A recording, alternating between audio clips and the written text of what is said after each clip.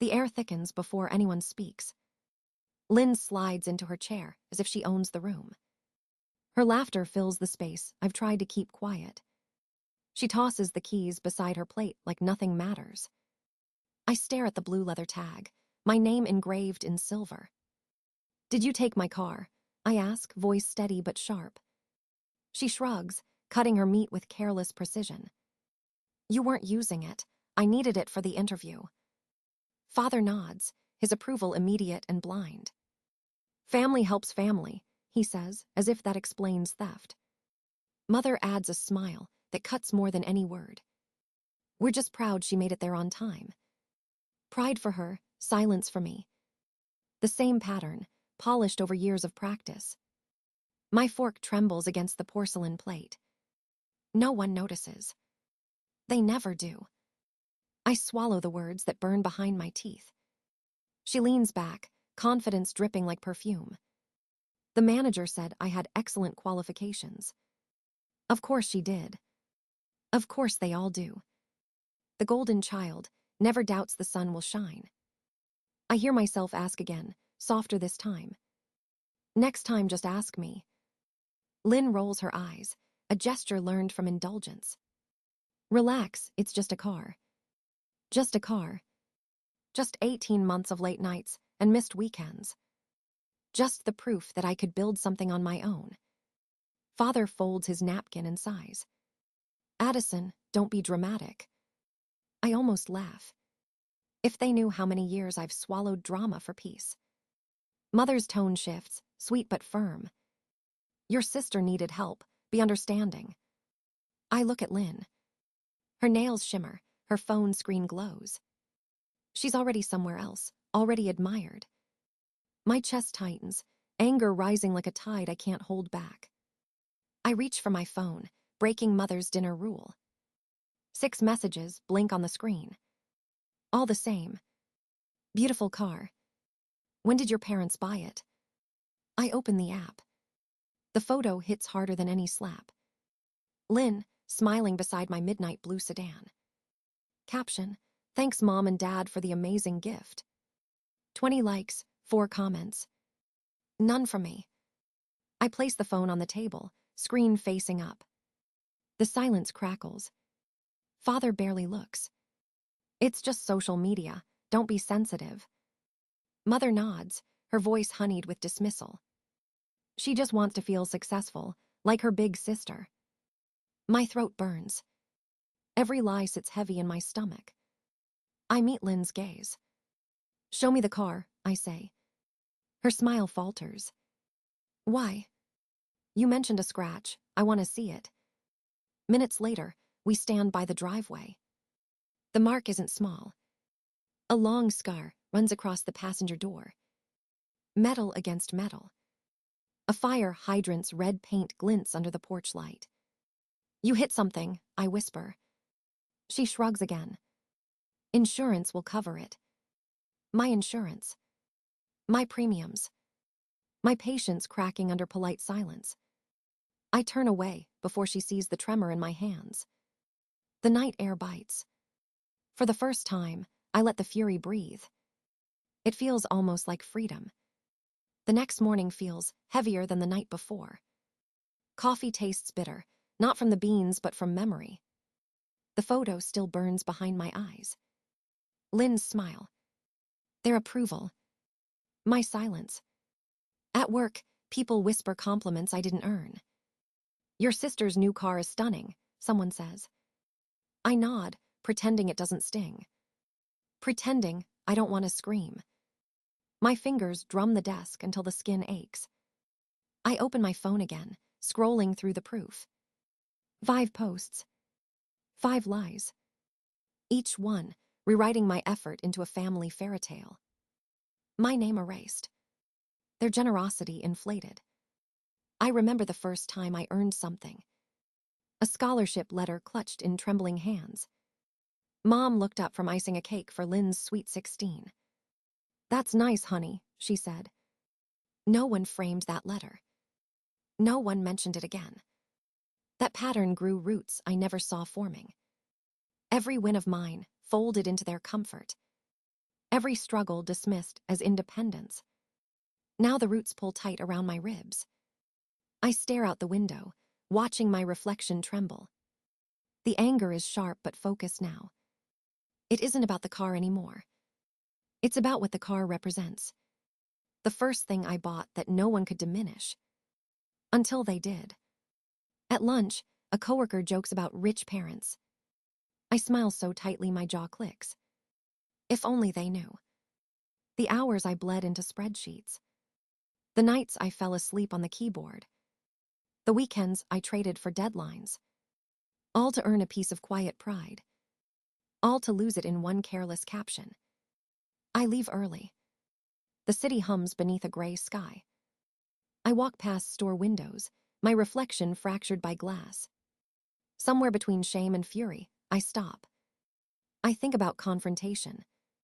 About words I've never dared to speak. What if I said no? What if I stopped smoothing their chaos?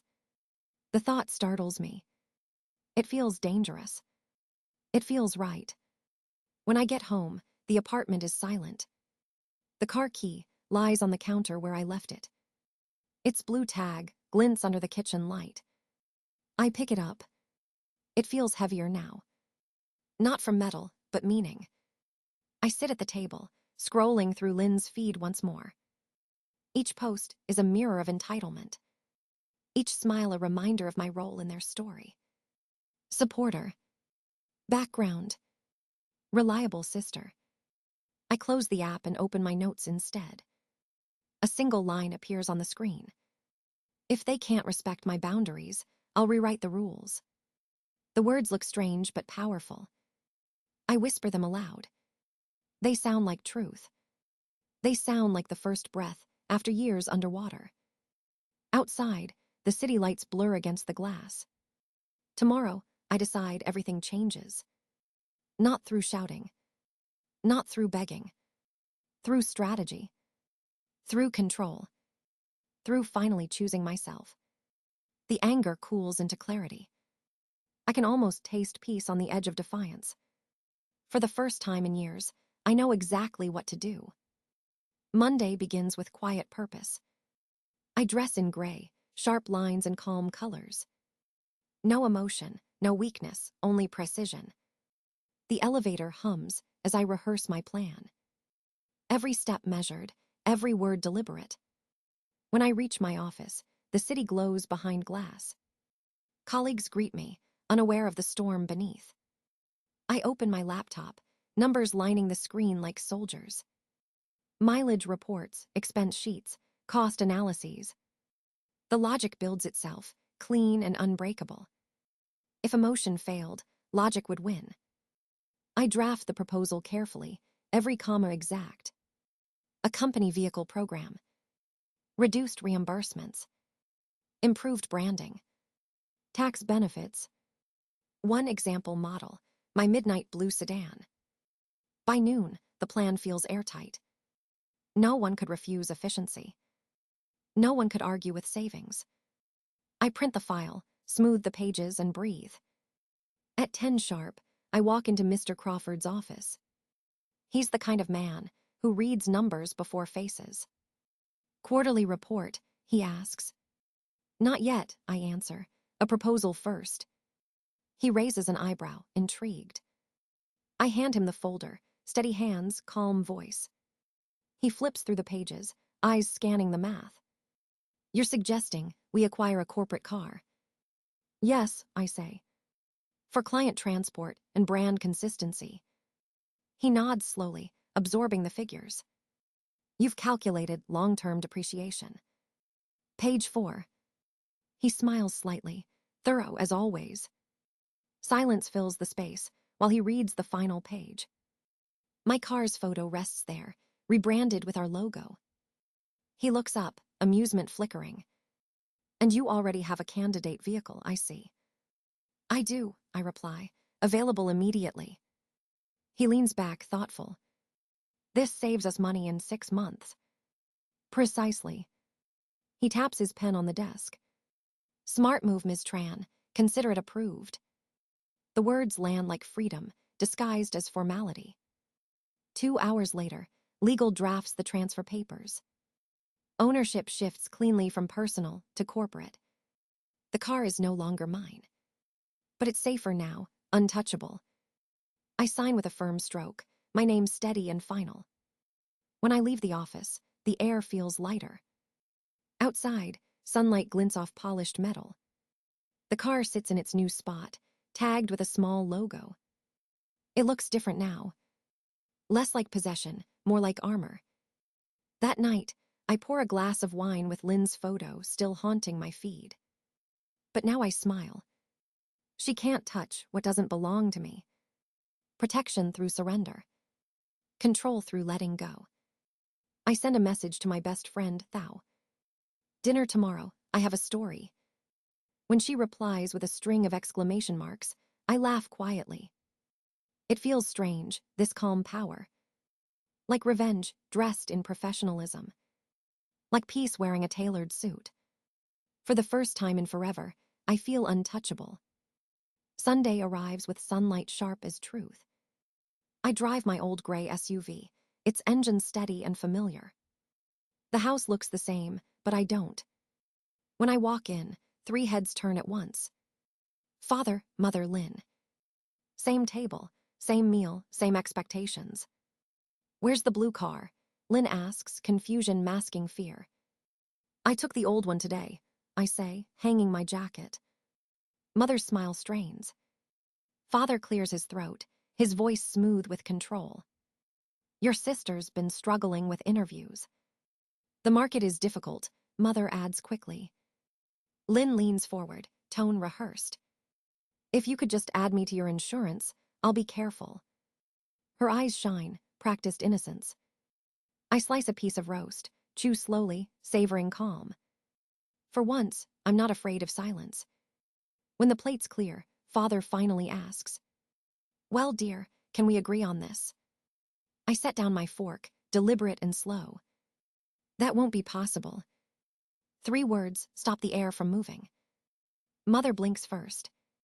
What do you mean? I fold the napkin neatly, beside my plate. I don't own that car anymore. The stillness thickens, disbelief spreading like smoke. You sold it, Father demands. No, I say, I transferred it to the company. Lynn's face drains of color. You did what? It's a corporate asset now, I continue calmly. For business use only. Mother gasps, Father's jaw tightens. You can't just do that. I already did. I take the folder from my bag and slide it across the table. Contracts, stamps, signatures.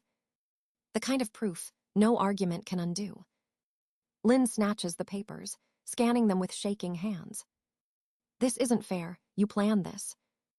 Yes, I answer softly, I planned it. Father's tone sharpens, the edge of authority returning. You've always been difficult, but this is extreme. Beyond protecting what's mine, I ask. Beyond respecting boundaries. Mother's eyes glisten, guilt weaponized like habit. After everything we've done for you. I almost laugh. 600 per semester, Mother, I remember. Silence. The kind that weighs more than words. Lynn slams the folder shut. You're selfish, always keeping score. I meet her gaze. I kept receipts because no one else remembered. Father leans back, exhaling like defeat. This family used to mean something. It still can, I reply, if we start with honesty. Mother shakes her head, whispering my name like a prayer. But the spell doesn't work anymore. I stand, voice calm but final. The car is gone, Lynn. You can't borrow what I no longer own. Father's tone turns cold. If this is how you treat family, maybe reconsider being part of it. I nod once. I have, and I'll still choose respect over silence. I gather my purse, the sound of leather against wood sharp and clean. Lynn's tears start too late. Mother reaches out, but I step back. I love you, I say quietly, but love isn't permission. Then I walk out into the sunlight, unafraid to leave the door behind me. The night air clings to me as I reach my car. The door closes with a quiet click that sounds like finality. For the first time, I don't look back. The road stretches ahead, clean and silent. Each streetlight flickers across the windshield like absolution. I breathe, slow and deep. The anger is gone, replaced by clarity. I replay their faces in my mind, shock, fear, disbelief. It doesn't hurt anymore. It feels earned. Back home, I pour a glass of water and sit in the dark. The apartment hums softly around me. I think about boundaries. How invisible they were for years. How I kept moving the line to keep peace. Every compromise was disguised as love. Every silence mistaken for loyalty. I trace the edge of the glass, cool and sharp beneath my fingertips. No more. The words settle in my chest like truth. I open my laptop and scroll through old photos. Lynn in my jacket. Lynn wearing my necklace. Smiling with things that were never hers. Each image tells the same story. Mine rewritten, erased, borrowed. I close the laptop and lean back. It's strange how freedom can feel so still. No shouting. No revenge. Just release. The next morning, messages fill my phone. Missed calls from mother. A single text from father. We need to talk. I let it sit unread. At work, the day moves in perfect rhythm. No one mentions the drama. No one knows the war I ended. During lunch, Thao slides into the chair across from me. She studies my face, searching for cracks. You did it, didn't you? She says. I nod, a small smile tugging at my mouth. She can't touch the car anymore. Thao whistles softly. Smartest revenge I've ever heard. It's not revenge, I say. It's reclamation. That evening, I drive to the company lot. The blue sedan gleams under fluorescent light. The new logo glints on the door like armor. It's no longer a trophy. It's a boundary made visible. A reminder that I decide who crosses the line. I touch the cool metal, fingers steady now. This car used to represent success. Now it represents peace. I whisper a quiet thank you, not to them but to myself, for finally choosing to protect what matters. When I get home, the phone buzzes again. Another text from mother. Your sister's been crying all day. I type a single reply. She'll be fine. Then I turn off the screen. The city outside hums with life, indifferent and kind. I pour another drink, light soft against glass. Love still exists, I think. But love without respect is just noise. And I've had enough noise to last a lifetime. I raise the glass to the quiet. To my own name, finally meaning mine. To freedom, not from them, but for me. 6 months pass quietly, like pages turning themselves. The city feels lighter now, brighter in small ways. My office door bears a new title beneath my name. Vice President of Client Relations. The silver letters catch the morning light. I trace them with my thumb, still surprised they're real. The company car waits outside, polished and precise. The same midnight blue, but with a new emblem.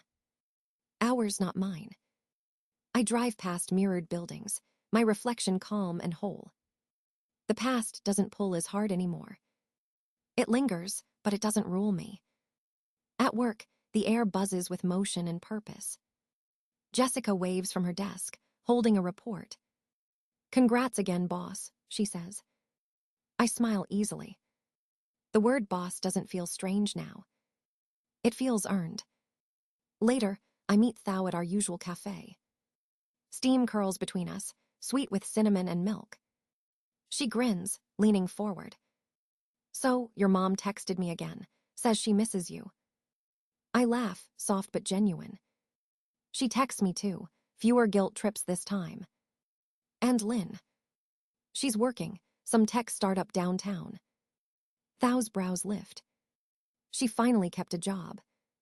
For 3 months straight, I say. We both laugh, but the bitterness is gone.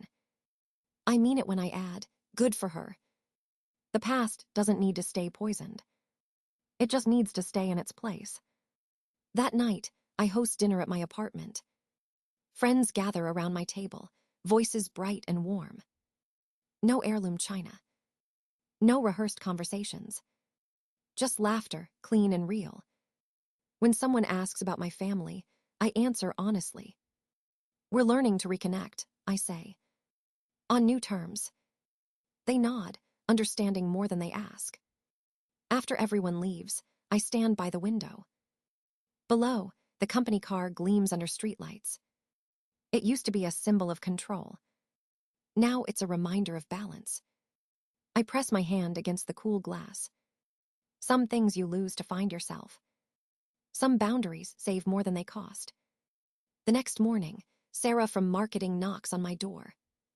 She looks young, nervous, the way I once did.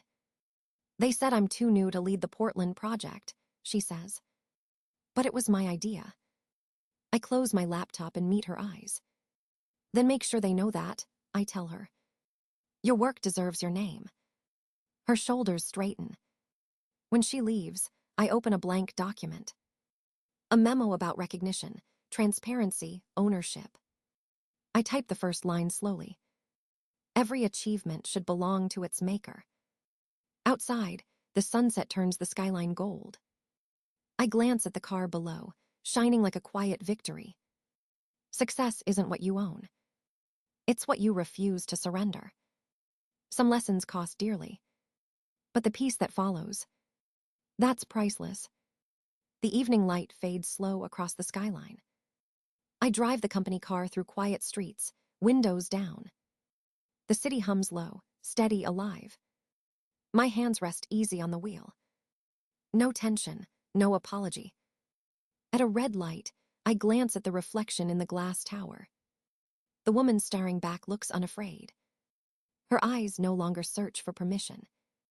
The world outside moves on, unaware of my small victory. That feels right. Not every triumph needs applause. Some just need peace. The light turns green, soft and forgiving. I press the pedal, the engine responding like a heartbeat. Each mile feels lighter, freer, cleaner.